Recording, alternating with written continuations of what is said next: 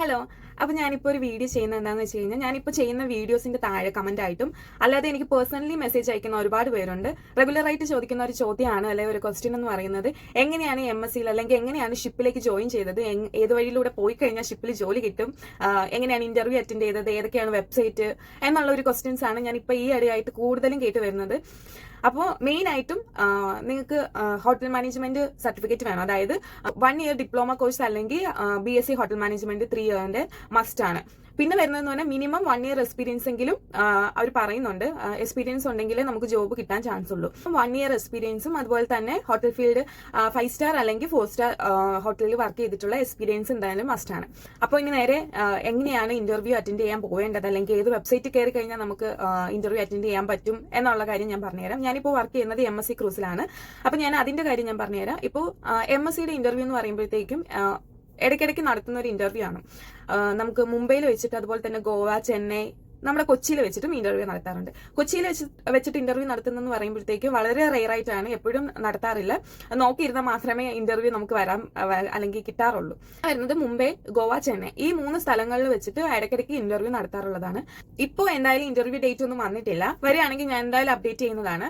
അപ്പോൾ എന്തായാലും MScയുടെ വെബ്സൈറ്റ് കയറിയിട്ട് നിങ്ങൾ രജിസ്റ്റർ ചെയ്യുക. ഷോർട്ട് ലിസ്റ്റ് ആയ ആൾക്കാർക്ക് മുൻഗണന ഉണ്ടാവും ഇന്റർവ്യൂയിലേക്ക്. ഇനി MScയുടെ വെബ്സൈറ്റ് എന്ന് പറയുമ്പോഴത്തേക്കും jobs.msccs.com എന്ന വെബ്സൈറ്റിലൂടെ നിങ്ങൾക്ക് രജിസ്റ്റർ ചെയ്യാവുന്നതാണ്. ഷോർട്ട് ലിസ്റ്റ് ആവുന്ന ആൾക്കാർക്ക് ഡയറക്റ്റ് ഇന്റർവ്യൂ അറ്റൻഡ് ചെയ്ത് ജോബ് കിട്ടാൻ വേണ്ടിയിട്ട് കൂടുതൽ ചാൻസ് ഉണ്ട്. ഇനി രജിസ്റ്റർ ചെയ്തിട്ട് റെസ്പോൺസ് ഒന്നും ഇല്ല, രജിസ്റ്റർ ചെയ്യാൻ പറ്റുന്നില്ല എന്നുള്ള ആൾക്കാരാണ് എന്നുണ്ടെങ്കിൽ നിങ്ങൾക്ക് ഡയറക്റ്റ് പോയ ഇന്റർവ്യൂ അറ്റൻഡ് ചെയ്യാൻ ഒരു കുഴപ്പമില്ല.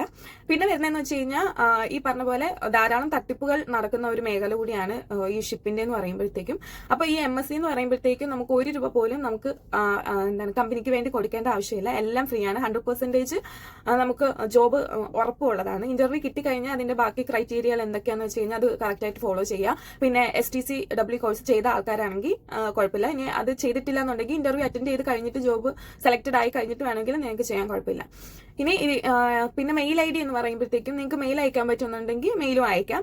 ഇനി നിങ്ങൾക്ക് മെയിൽ അയക്കാൻ വേണ്ടിയിട്ടാണെങ്കിൽ cruisejobs@mssc.com എന്ന വെബ്സൈറ്റ് എന്ന മെയിൽ ID കയറിയിട്ട് നിങ്ങൾക്ക് നിങ്ങളുടെ CV ബാക്കി ഡീറ്റെയിൽസും അപ്ഡേറ്റ് ചെയ്യാവുന്നതാണ്. ആരെങ്കിലും ഇന്റർവ്യൂ അറ്റൻഡ് ചെയ്യാൻ ഇപ്പോൾ പോകാൻ നിൽക്കുന്ന ആരെങ്കിലും ഉണ്ടെന്നുണ്ടെങ്കിൽ എനിക്ക് മെസ്സേജ് ചെയ്യുക. പ്രത്യേകിച്ചും കിച്ചൺ ഡിപ്പാർട്ട്മെന്റിലേക്കുള്ളതാണെങ്കിൽ നിങ്ങൾക്ക് ഒരു ഐഡിയ ഇല്ല, എങ്ങനെയാണ് ഇന്റർവ്യൂ അറ്റൻഡ് ചെയ്യാന്നുള്ളൊരു ബേസിക് ഐഡിയ ഇല്ല എന്നുണ്ടെങ്കിൽ എനിക്ക് മെസ്സേജ് ചെയ്യാം, ഞാൻ പറഞ്ഞുതരാം. ഇന്റർവ്യൂവിന് ചോദിക്കാവുന്ന ചെറിയ ചെറിയ ക്വസ്റ്റ്യൻസ് ഞാൻ പറഞ്ഞുതരാം. നിങ്ങൾ പ്രിപ്പയർ ആയി പോവുക. പിന്നെ പോകുമ്പോഴത്തേക്കും നിങ്ങൾ ടൈം അനുസരിച്ച് നേരത്തെ പോകാൻ നോക്കുക. ഞാൻ പറഞ്ഞ നമുക്ക് 1000-ങ്ങളും 10,000-ങ്ങളും വരുന്ന ഒരു ഇന്റർവ്യൂ ആണ്. അതുപോലെ തന്നെ നിങ്ങളുടെ സർട്ടിഫിക്കറ്റ് എല്ലാം ഒറിജിനൽ ആയിരിക്കണം. ഒറിജിനൽ സർട്ടിഫിക്കറ്റ് കയ്യിൽ കരുതണം. അതുപോലെ തന്നെ പാസ്പോർട്ട്, CDC ഉണ്ടെങ്കിൽ CDC, SID ഉണ്ടെങ്കിൽ SID, ഇതെല്ലാം കയ്യിൽ വെച്ചേക്കുക. എല്ലാം സർട്ടിഫിക്കറ്റും ഒറിജിനൽ തന്നെ കയ്യിൽ വെച്ചേക്കുക. അപ്പോൾ ഇനിയുള്ള ഇന്റർവ്യൂസ് വരുവാണെങ്കിൽ ഞാൻ എന്തായാലും നിങ്ങൾക്ക് അപ്ഡേറ്റ് ചെയ്യാണ്. പിന്നെ ഈ വീഡിയോ ചെയ്തിട്ടും മനസ്സിലായില്ല, അല്ലെങ്കിൽ എന്താ ചെയ്യേണ്ടതെന്നൊരു ഐഡിയ ഇല്ല എന്നുള്ള ആൾക്കാരുണ്ടെങ്കിൽ എനിക്ക് പേഴ്സണലി മെസ്സേജ് അയച്ചാൽ കുഴപ്പമില്ല. അപ്പോൾ ഞാൻ അടുത്ത ഇന്റർവ്യൂ എന്തെങ്കിലും ഉണ്ടെങ്കിൽ നിങ്ങൾ അറിയിക്കുന്നതായിരിക്കും.